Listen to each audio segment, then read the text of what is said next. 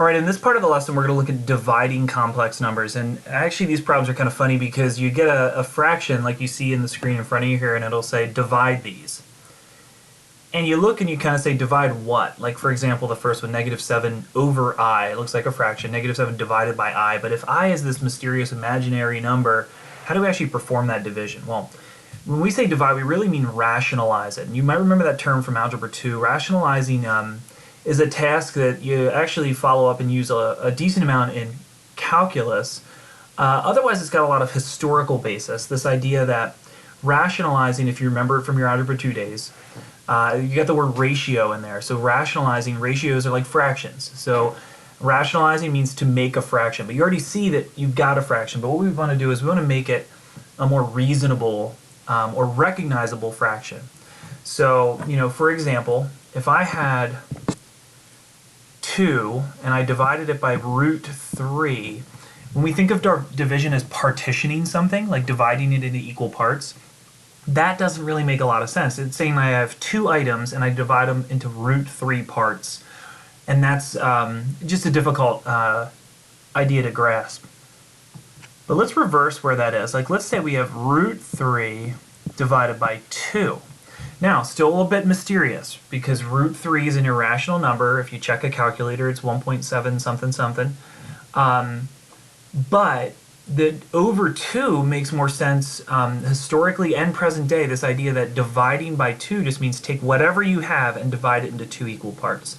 And that's the essence of why we rationalize. So in these problems with imaginary numbers, if we have I in the denominator, that means we've got a square root in the denominator, right? This first one is just saying -7 over the square root of -1.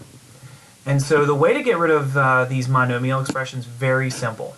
When there is just a single I or a multiple of I, a 2I, we want to multiply by I over I.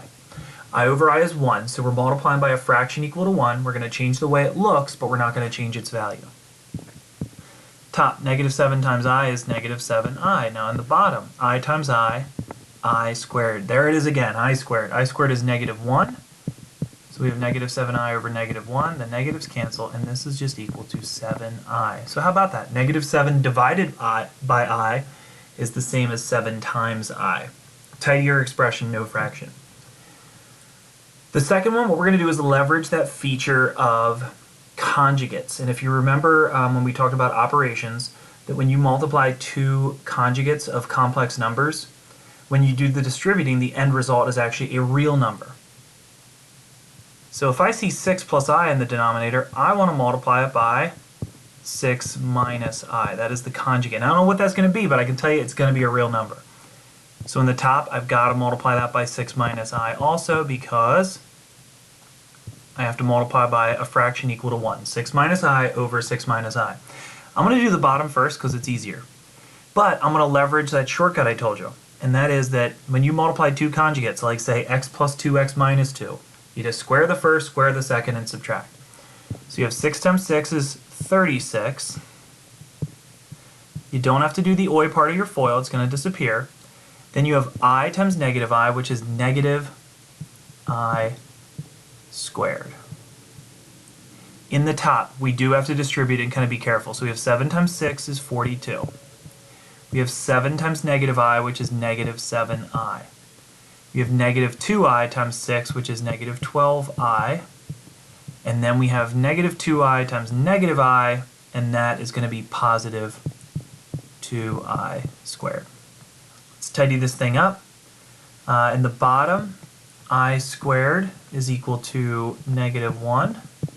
So we have 36 minus -1. That's just 37. In the top, I will have the 42. I'm going to combine my imaginary terms. -7I minus 12I is -19I. And then over here, yet again, I squared is -1, so that's actually a -2. A little more cleanup then. 42 minus 2 is 40. Minus 19I over 37. I like that answer. It's a single fraction, but that's not that standard form. So what we do is we typically will split it into the real part and the imaginary part by dividing each piece, and there is our final answer. Doesn't look like we divided, but that's often what you'll see. We're rationalizing the denominator.